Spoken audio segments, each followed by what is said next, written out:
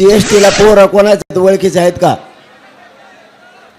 हे बघा, सरकार सहकार्य करते. तुम्हाला एका भाषेत सांगितलं, मला उद्या सकाळपासून बोलता येणार नाही ह्या उपोषणामुळं. बार बार मी मोगाच सांगितलं होतं, माझ्याकडे पुन्हा फोन येऊन देऊ नका. आपण सगळे रस्ते जाम आपण आधी बोललो होतो. सरकार आपल्याला सहकार्य करत नाही म्हणून आपण मराठ्या सुद्धा मुंबईत जाम करणार. मराठ्याने केली पण. मग आता ते सहकार्य करायला लागले, त्यांनी परवानगी दिली. तर आपण काय सहकार्य करायचं ठरलं? फक्त त्यांच्या रस्त्यावरच्या मुंबईची जाम झाली ती रस्त्यावरच्या गाड्याकडून मुंबई मोकळी करा. त्याच्यामुळे तुम्ही गाड्या काढून सुरक्षित ठिकाणी ग्राउंडवर लावा. तुम्हाला रेल्वेने थोड्याला 5 रुपये लागत आहेत.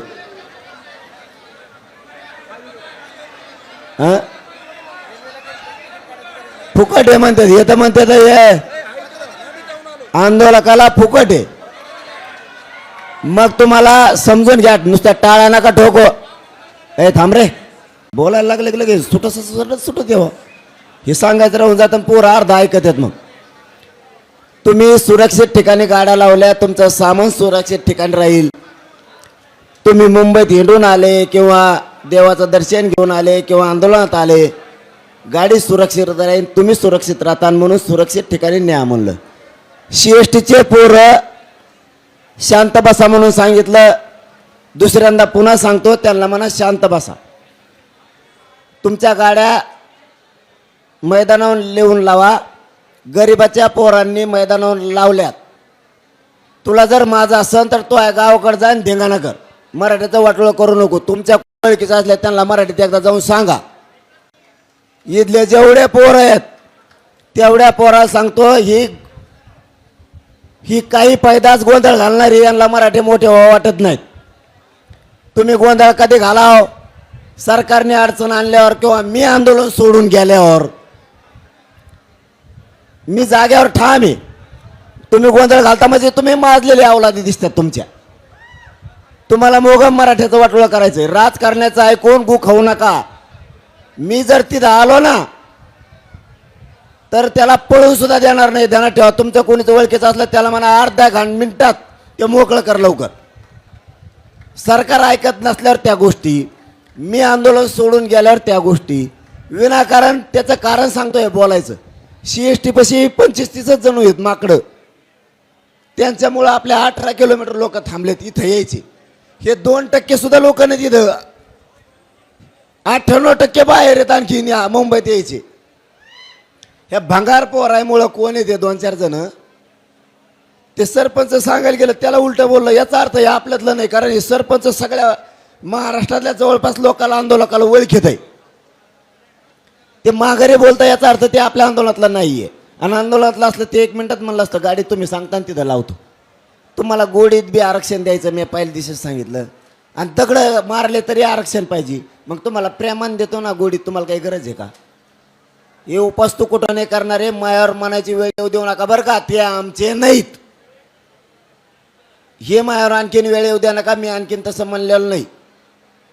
गरीब श्रीमंत सगळे आंदोलक आहेत. त्या सीएसटी पाशी कोणाचे आहेत ते पटापटा वळखा. त्याला सांगा गाड्या तिकडे नेऊन लाव.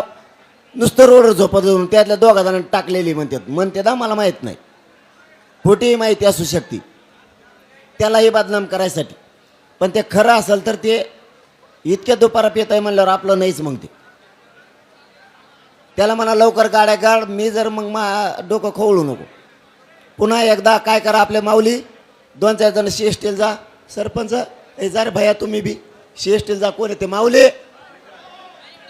7-8 जण जा तिथं आपले चेहरे वाळखा. जा ए माऊली कुठे जा तुम्ही बी जा. सातारावाले तुम्ही पण जा. तुमचे असले तुम्हाला ओळखत. सगळ्या जिल्ह्याचं 1-1 पोरग जा रे तिथं. कोणत्या जिल्ह्यातलं ओळखा बरं ते. प्रत्येक जिल्ह्यातलं 1-1 पोरग जा. जास्त जाऊ नका. गोडीना समजून सांगा. काकडे तुम्ही पण जा. संभाजीनगरचं पण जा 1 जण. हिंगोलीवाले तुमचं 1 जण जा.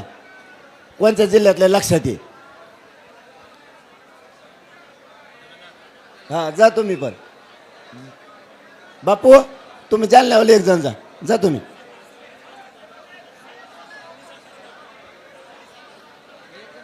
गेले, सांगली साताऱ्याचे गेले आणि सोलापूरचे गेले. जा एक एक. मला बोलायला उगा त्रास देऊ नका यार तुम्ही. उद्यापासून बोलता येणार नाही मला. तुम्ही काय फालतूपणा. हा, त्यांनी नाही ऐकलं मग बघू ना. पण सरकार सहकार्य करते तुम्ही उलट फालतू. हे 100% राजकारणी अवलाद असणारे. पण जा रे पाटलीशी.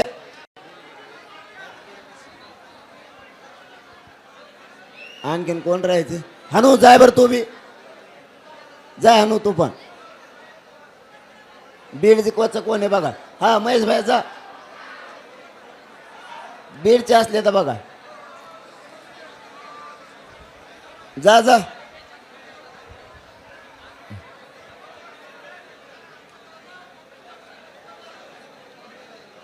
असले काम करायला लावतो हर मला. भिकार धावणे खेळ करता. शानदार आवला दे मराठीचे असले काम करायला लावता का मला?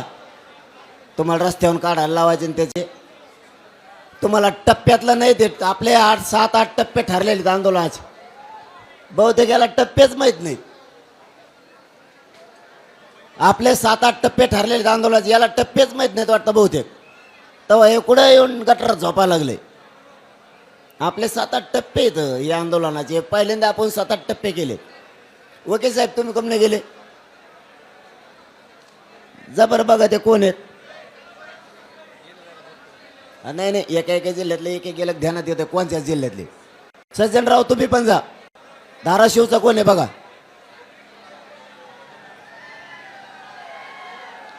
पण धाराशिवचे असले नाहीत. बीड धाराशिव असं असं करत नाही ते. सोलापूरचे ना गेले.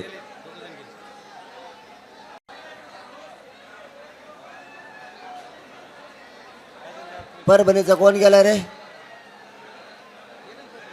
गेले.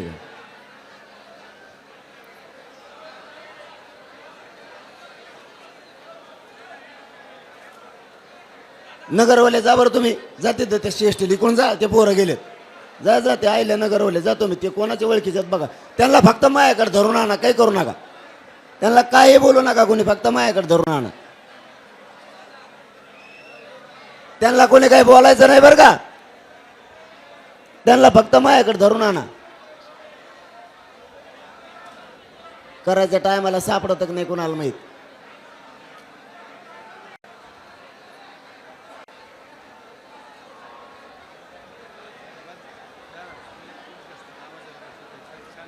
आजचे दिवस बोलता येतं तर बोलतो. उद्यापासून बोलताच नाही यायचं काय.